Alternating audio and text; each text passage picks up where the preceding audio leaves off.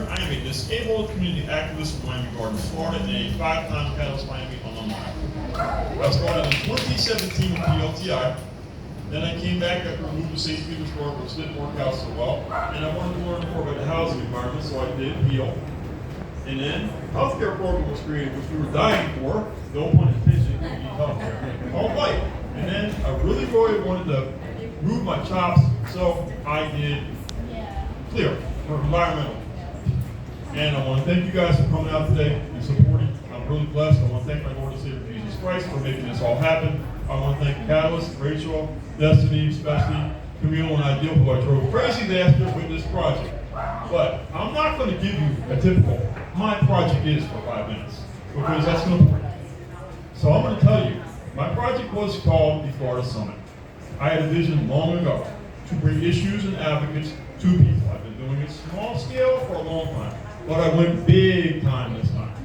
And we found a venue, which was where I lived in Hamilton, Bottom Pond, which hosted several of my events. And so, there was a desperate need in the community to educate on 3 issues. Number 1 was Medicaid expansion. Number 2 was housing. And number 3 was gun violence. So today I want to tell you about what we did, who was there, and the importance of all these issues. So we go to this. Okay.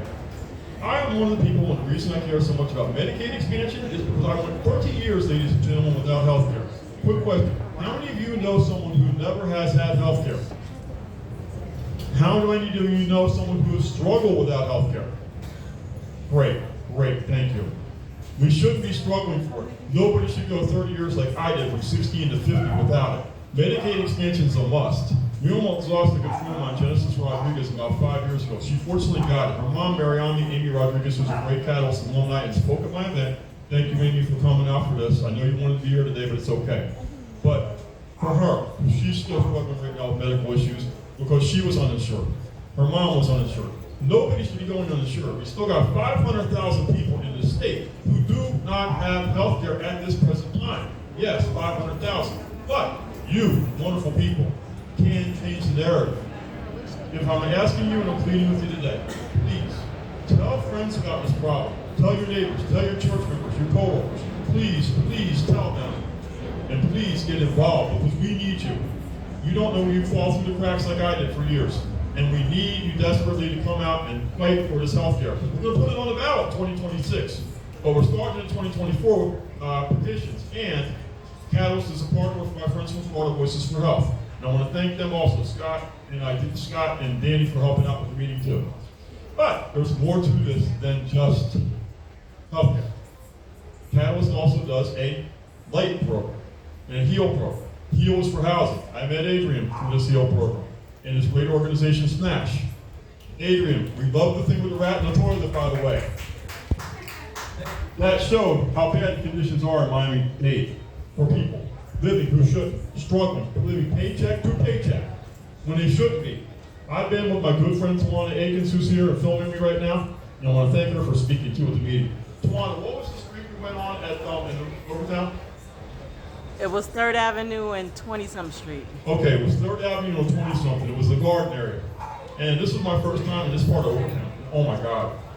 I was just so overwhelmed seeing 60-year-old buildings, possibly, falling apart and needles on the ground. And I asked the one person, how much are you paying rent for this building? $600 for a 60-year-old apartment that could be the next Champagne Towers, which was in North Miami Beach years ago. 12 years ago, after Crestview Towers fell. No, I'm sorry, I got it backwards. Champagne Towers was the one that fell in Surfside. Crestview Towers was the one in North Miami Beach where they had to evacuate it. Do you folks, how many of you want to ask you another quick question? How many of you know someone who's struggling with their rent right now? How many of you are sick and tired of struggling with your rents? We got to do something about this. We can't just sit on our hands and say, oh, well, let's just let the greedy landlords gobble us up and devour us. I mean, and our children are at risk. So I'll get to the 3rd issue, which we did at this summit. And I want to thank Tawana for speaking, Apostle Noah Joseph also for speaking, and 3 great people. Lamont Pop Nanton of Life Squad and the Circle of Brotherhood. His wife, Susan Kennedy Nanton. Susan Bowles, as she's known in the community, which I'll show her work in a minute. And Susan makes these bracelets, which I want to show y'all right now. They have a bullet in them. I'll be happy to show you guys after I'm done. And We basically did a workshop for the seniors to raise awareness. Because too many of our children are dying. Too many kids like this. They deserve a future. They deserve a safe place that's well maintained in the buildings, but also safe where they can play outside. Too many of our kids are dying. Jada Page. I want you all to Google her name and don't forget her. Elijah LaFrance, a 6-year-old who opened the door for a birthday party and was gunned down. We also have, give me a minute, because this kind of gets emotional for me. Just bear with me a minute. We also have Alana Washington, 7-year-old. And we have Chastity Saunders, a TikTok princess, who was gunned down. Children didn't even live to be 8. And one more. My dear friend over here, his grandnephew. Google his name. His father and his mother are prominent in the community. King Carter, who died. And he shouldn't have. Going to get candy from a lady. Because 2 people had a beef with each other. And they didn't want to control their guns. But it's not just the little kids, it's the adults too. It's my good friend Letha Cheryl Bush down in South Dade for survivors affected by violence. I work for Commissioner McGee office. She lost her son in Overtown. His name was Jack Brown III. Jack was minding his old business going to the store. Somebody bumped in on to start a fight. Jack wasn't having it, he walked away. He came out, they gunned him down 5 times in the street. And he fell in the street. His mother had to care for him for 9 months because he was paralyzed. In addition to caring for a handicapped sister with cerebral palsy. So a lot of families are going through a lot and have been through a lot.